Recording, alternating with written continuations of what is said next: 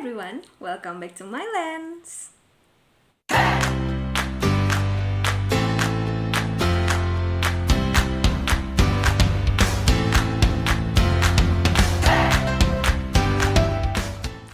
Mungkin teman-teman udah nggak asing lagi ya dengan istilah nilai-nilai universal atau universal values. Dan kalau kita ngobrolin tentang nilai-nilai universal, mungkin yang langsung muncul di kepala teman-teman itu nilai-nilai seperti kebaikan, keadilan, perdamaian, dan cinta kasih. Nah, nilai-nilai ini disebut universal karena dipercaya melampaui sistem hukum atau bahkan etika yang berlaku di dalam masyarakat, teman-teman. Dan nilai ini disebut universal karena memang dipercaya juga berlaku secara umum di seluruh dunia. Salah satu filsuf yang percaya akan nilai-nilai universal ini adalah Immanuel Kant. Mungkin teman-teman pernah dengar juga ya. Tapi filsuf kesayangan kita belakangan ini, Friedrich Nietzsche, justru percaya sebaliknya, teman-teman. Nietzsche justru mempertanyakan, ada nggak sih nilai-nilai yang universal gitu? Apa betul nilai-nilai itu universal, berlaku secara umum di seluruh dunia di sepanjang zaman? Dia justru mencurigai kalau ternyata tidak ada nilai yang disebut universal. Tidak ada nilai yang sebenarnya berlaku secara umum. Karena menurut dia, setiap nilai, baik itu kebaikan, cinta kasih, perdamaian, dan lain sebagainya, itu selalu berakar dari budaya tertentu. Nah, gagasannya ini diuraikan dalam karyanya yang diberi judul On the Genealogy of Morality, yang sebentar lagi akan aku review. Jadi, daripada penasaran, mari kita langsung simak sama-sama yuk, because reading can change your life.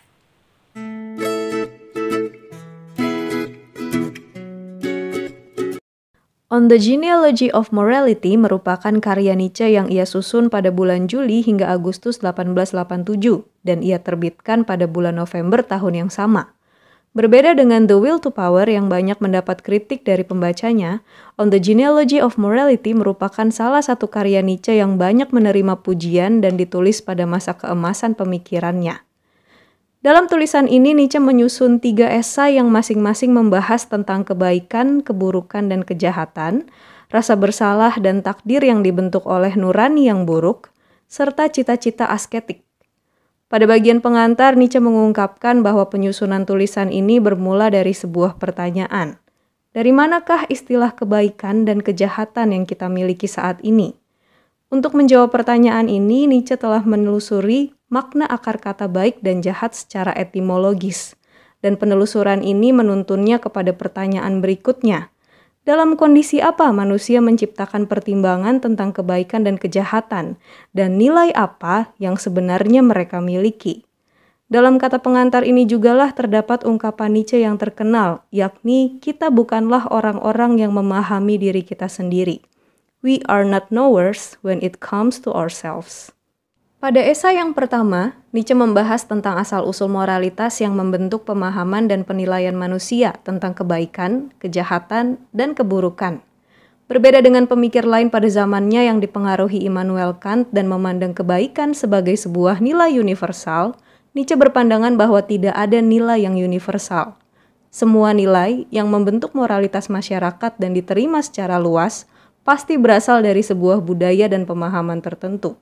Dengan demikian, tidak seperti pandangan umum yang mengatakan bahwa kebaikan adalah sebuah nilai luhur yang dimaknai secara sama oleh semua orang pada zaman apapun dan di belahan dunia manapun, menurut Nietzsche, kebaikan punya asal-usul dan silsilah. Demikian pula keburukan dan kejahatan. Menurut Nietzsche, kebodohan moralitas terungkap pada awal pembentukannya, ketika ia dilahirkan dari pertanyaan yang memperlihatkan penurunan pemahaman tentang konsep kebaikan.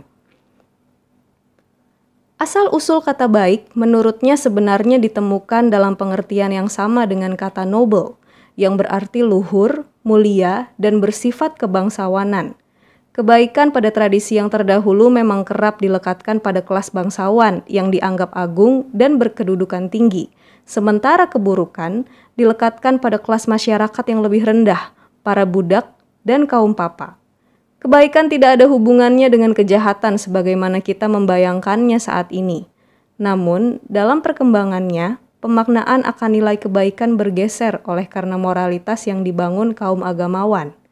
Ketika jenis moralitas ini lahir, masyarakat memutuskan bahwa tindakan tidak egoislah yang dipuji dan disebut baik oleh penerimanya, orang-orang yang kepadanya mereka berguna. Kemudian, semua orang mulai lupa asal-usul pujian itu, dan karena tindakan seperti itu selalu dipuji sebagai kebaikan, orang-orang juga mulai merasakannya sebagai kebaikan, seolah-olah apa yang mereka sebut sebagai kebaikan itu adalah sesuatu yang sudah terjadi demikian sejak awal. Esai yang kedua membicarakan tentang rasa bersalah, nurani yang buruk, serta hal-hal yang berkaitan dengan itu. Nietzsche memulainya dengan mengajak pembaca merenungkan bahwa membuat janji adalah hak prerogatif setiap manusia sebagai makhluk yang bebas. Namun kemampuan dan kebebasan untuk membuat janji ini juga merupakan sebuah persoalan besar bagi umat manusia. Mengapa? Karena setiap manusia dikaruniai sebuah kemampuan luhur untuk melupakan atau forgetfulness. Dan kemampuan ini bukanlah hal sepele seperti yang dipikirkan banyak orang. Kemampuan untuk melupakan merupakan sebuah kekuatan yang aktif dan positif yang membuat setiap peristiwa dalam perjalanan hidup yang kita lalui tidak begitu saja kita cerna dan memasuki kesadaran kita. Ini merupakan kemampuan untuk menutup pintu dan jendela kesadaran sewaktu-waktu, sehingga kita tidak harus selalu diganggu dengan kebisingan dan perang batin yang membuat kita senantiasa memerangi diri sendiri. Kemampuan ini menghadirkan kedamaian dan sedikit tabula rasa bagi kesadaran kita, sehingga kita dapat mencipta ruang bagi sesuatu yang baru. Selain itu, manusia adalah makhluk istimewa yang tidak dapat ditebak, dan karenanya juga tidak dapat menebak masa depannya. Ketika seseorang membuat janji, ia harus terlebih dahulu membuat dirinya sendiri dan masa depannya dapat ditebak. Barulah ia dapat membuat janji. Dengan kata lain, Nietzsche mau mengungkapkan bahwa menurutnya hak prerogatif manusia untuk membuat janji merupakan sebuah tugas paradoks bagi manusia. Untuk membuat dirinya sendiri dan masa depannya dapat ditebak, seseorang harus belajar membedakan hal-hal yang terjadi tanpa disengaja dengan hal-hal yang terjadi karena disengaja dalam perjalanan hidupnya. Dari sana ia akan belajar melihat masa depannya dan mengantisipasinya, memprediksi dan memperhitungkan segala sesuatu yang akan terjadi, serta mempersiapkan diri. Kemampuan inilah yang pada akhirnya melahirkan rasa tanggung jawab. Uniknya, menurut Nietzsche, kesediaan untuk belajar membuat diri sendiri dapat ditebak ini tidak berasal dari perasaan ditaklukkan oleh lingkungan sosial, melainkan dari sebuah kesadaran bahwa manusia adalah makhluk yang bebas dan berdaulat terhadap dirinya sendiri.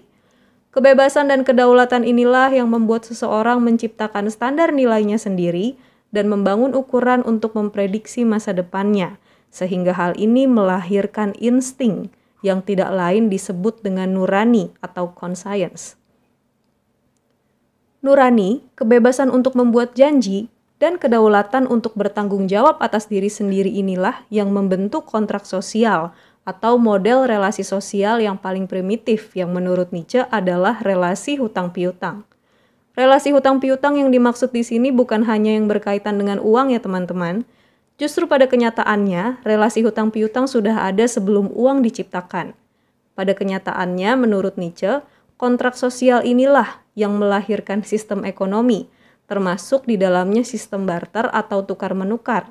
Karena sistem ini lahir dari kesadaran bersama bahwa segala sesuatu dapat diukur atau diperhitungkan nilainya, dan karenanya dapat diperoleh dengan memberikan kompensasi atau menukarkan sesuatu. Penderitaan dan rasa sakit sekalipun dapat diukur dan kompensasinya dapat diperoleh dengan menyebabkan penderitaan atau rasa sakit yang sama pada pihak yang menyebabkan rasa sakit tersebut. Inilah yang disebut dengan hukuman. Pada awalnya, hukuman memang tidak bertujuan untuk menimbulkan efek jera, melainkan menjadi instrumen bagi pihak yang menderita untuk mendapatkan kompensasi dengan melukai pihak yang melukainya sesuai dengan ukuran yang ia miliki tentang lukanya itu. Dengan demikian, semua kontrak sosial mulai dari transaksi jual beli hingga balas dendam dibentuk dari relasi hutang piutang. Bahkan konsep keadilan dan kesetaraan lahir dari relasi hutang piutang ini. Lantas, dari manakah datangnya rasa bersalah dan nurani buruk yang lain? Rasa bersalah lahir dari keberhutangan atau ketidakmampuan untuk bertanggung jawab atau memberikan kompensasi yang sebanding dengan yang diperhitungkan dalam sebuah kontrak sosial. Dengan kata lain, rasa bersalah merupakan hutang yang harus dibayar. Mungkin teman-teman pernah menjumpai orang yang melakukan kesalahan dan tetap merasa tidak damai atau tidak tenang meskipun kesalahannya sudah dimaafkan. Atau mungkin kalian sendiri pernah mengalaminya. Kalau berdasarkan pandangan Nietzsche, hal ini terjadi karena orang yang merasa bersalah itu belum menemukan kompensasi yang menurutnya sepadan dengan kesalahan yang ia lakukan. Hal ini membuat nuraninya secara sadar atau tidak sadar terus mendorongnya untuk mencari kompensasi yang sepadan dengan kesalahan yang dilakukannya, dan sampai ia menemukan cara atau instrumen yang tepat untuk memberikan kompensasi tersebut, atau dalam bahasa yang umum, menebus kesalahannya, ia tidak akan merasa bahagia. Hal serupa juga dialami oleh pihak korban yang menderita, apabila ia merasa belum mendapatkan kompensasi yang sebanding dengan penderitaan yang ia alami. Inilah yang disebut nurani yang buruk oleh Nietzsche. Nurani buruk ini berevolusi seiring dengan berkembangnya peradaban dan menguasai manusia modern sehingga menurutnya banyak manusia modern yang tidak bahagia apabila dibandingkan dengan manusia yang hidup pada zaman barbar. Manusia barbar menurut Nietzsche memang kejam dan kehidupannya penuh dengan kekerasan serta pertumpahan darah. Namun, Nietzsche mengakui bahwa manusia barbar lebih mudah bahagia sebab relasi hutang piutang dalam kontrak sosial mereka jauh lebih sederhana dan mereka lebih bebas memilih kompensasi yang mau mereka berikan atau ingin mereka peroleh atas penderitaan yang mereka alami, termasuk menggunakan kekerasan. Meski demikian, kita sebagai manusia yang hidup setelah zaman modern gak perlu putus asa ya teman-teman. Kita masih bisa kok bahagia. Setelah membaca tulisan ini, menurutku, kita masih bisa bahagia dengan membangun kontrak sosial yang sehat dan menemukan cara-cara yang kreatif untuk memberikan kompensasi terhadap perasaan bersalah kita dan membayar hutang dalam kontrak sosial yang kita bangun dengan orang lain dan masyarakat yang lebih luas ketika perbuatan kita pernah merugikan orang lain. Misalnya, dengan membagikan kisah kita untuk menjadi pelajaran bagi orang lain sehingga di masa depan, orang-orang dapat bertindak lebih bijaksana dan menghindari kesalahan yang pernah kita lakukan, atau supaya tidak ada lagi korban yang harus menderita karena peristiwa yang sama yang pernah kita alami. Selain itu, kita juga dapat mengupayakan hal-hal baik yang membawa perubahan dan memberi kontribusi positif sebagai kompensasi dari rasa bersalah atau penderitaan kita. Mungkin hal ini bisa terlihat seperti pamrih karena kita melakukan kebaikan untuk mendapatkan sesuatu, yakni kelegaan setelah menebus rasa bersalah atau memulihkan penderitaan kita sendiri. Namun, mungkin kita memang perlu mengakui bahwa kita membutuhkan kedamaian dan kelegaan itu. Dan tidak ada salahnya juga selama kita mengakuinya dengan jujur. Tapi ini cuma opini ya. Teman-teman boleh juga membagikan pendapat teman-teman tentang hal ini di kolom komentar. Esai yang ketiga diberi judul Apa yang dimaksud dengan cita-cita asketik. Tanpa bertele-tele, Nietzsche mengawali bagian yang ketiga ini dengan menjawab pertanyaan tersebut. Menurutnya, cita-cita asketik memiliki makna yang berbeda-beda bagi setiap individu. Bagi para seniman, mereka mungkin mencipta karya-karya mereka tanpa menyadari cita-cita asketik yang mereka miliki, atau mereka justru memiliki terlalu banyak cita-cita asketik.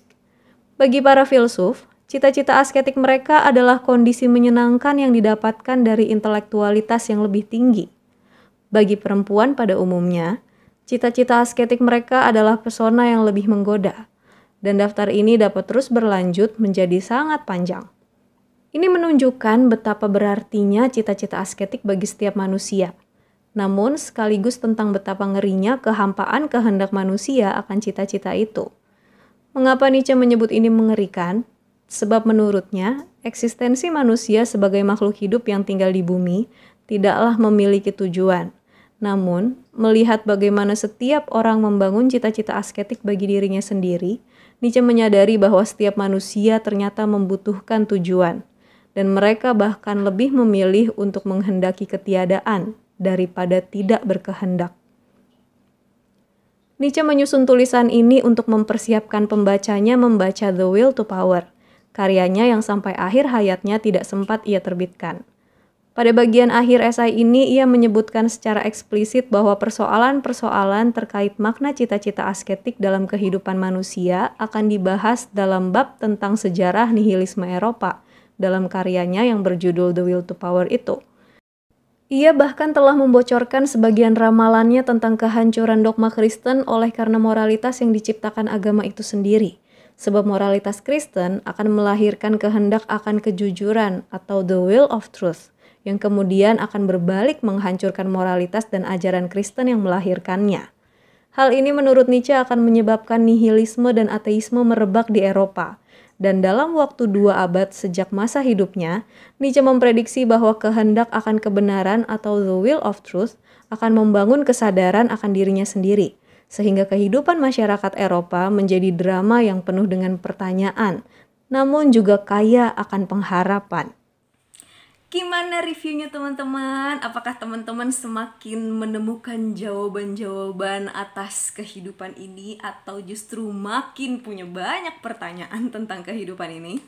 Well, either way namanya juga berfilsafat ya. Jadi bisa juga kita menemukan jawaban dari setiap pertanyaan atau kita menemukan pertanyaan dari setiap penjelasan atau jawaban. Dan ya inilah menyenangkannya berfilsafat, berdiskusi, berpikir. Dan aku sangat menikmatinya. Aku berharap teman-teman juga semakin menikmati. Aku mungkin mau share dulu ya. Kalau kayaknya aku tertantang deh untuk mereview semua karya Nietzsche dulu, baru habis itu aku pindah ke filsuf lain. Jadi setelah ini aku masih akan mereview beberapa karyanya Nietzsche sampai habis. Jadi bagi para penggemar Nietzsche, siap-siap, brace yourself karena akan ada petualangan selanjutnya. Oke, makasih banyak buat teman-teman yang udah nyimak. Jangan lupa terus baca dan baca buku, because reading can change your life. Bye bye.